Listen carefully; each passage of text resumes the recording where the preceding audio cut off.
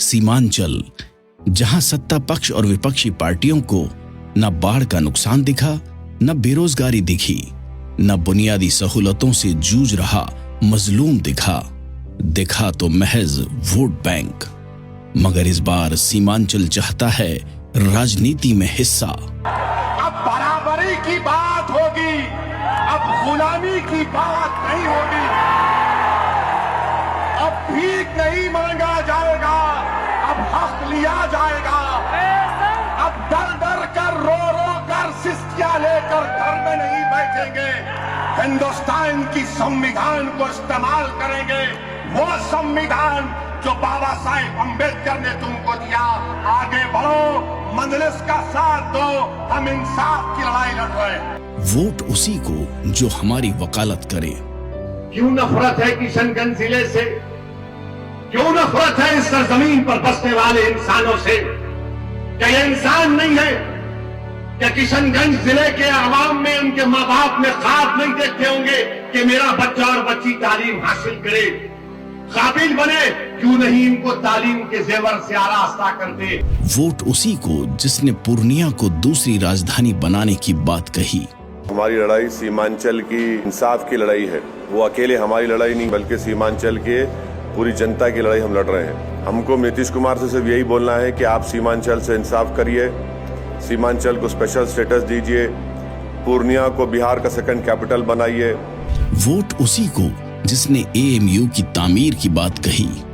किशनगंज में अलीगढ़ मुस्लिम यूनिवर्सिटी का जो सेंटर है उसको मजबूत क्यों नहीं कर रहे आप?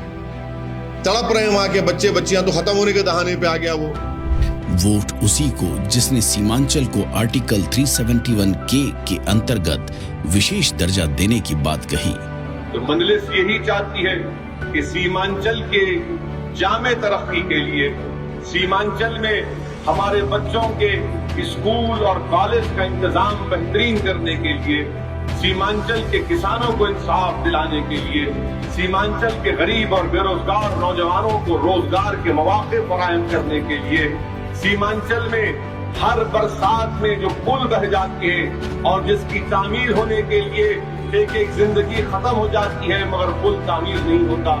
मेरे भाई, जब तक सीमांचल के लिए इस तरह का डेवलपमेंट काउंसिल नहीं बनेगा, संविधान की दफा 371 के तहत याद रखिए ये नाइंसाफी चलती रहेगी।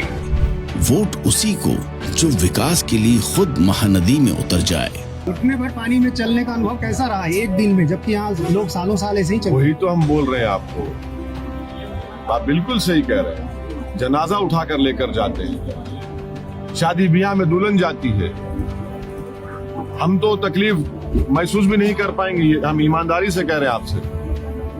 मगर हम चलकर देखें कम से कम। आप बताइए, बरसों से ये हाल है। 3 बच्चे पिछले महीने डूब कर मर गए, रेती निकाल रहे थे। यही तो हम कह रहे हैं कि भाई ये कौन सा विश्व गुरु, कौन सी हम सब बातें करते हैं हम लोग, जब 2023 में इस तरह की ये लोग चलकर जा रहे हैं। तो यही तो असल मुद्दा तो ये है। असल भारत को अगर कोई चीज कमजोर कर रही है, उसको सुपर पावर बनने से रोक रही है, तो ये चीजें हैं। आप पुल बनाइए ना, कौन रोक रहा है आपको पुल बनाने से? वोट उसी को जो मजलूम और पिछड़े तबके के हक की लड़ाई लड़े। अख्तरुल ईमान बिहार के असेंबली में पहुंचेगा तो गरीब मुसलमान हो या दलित हो या सीमांचल का कोई गरीब हो, उसके ख्वाबों को पूरा करने की अख्तरुल ईमान बात करेगा। सीमांचल की जनता तैयार है उन गद्दारों से बदला लेने के लिए जो बिक गए कौड़ियों के दाम। आज मैं आपसे एक दर्दमंदाना अपील कर रहा हूँ कि अपनी क़यादत को मजबूत करो।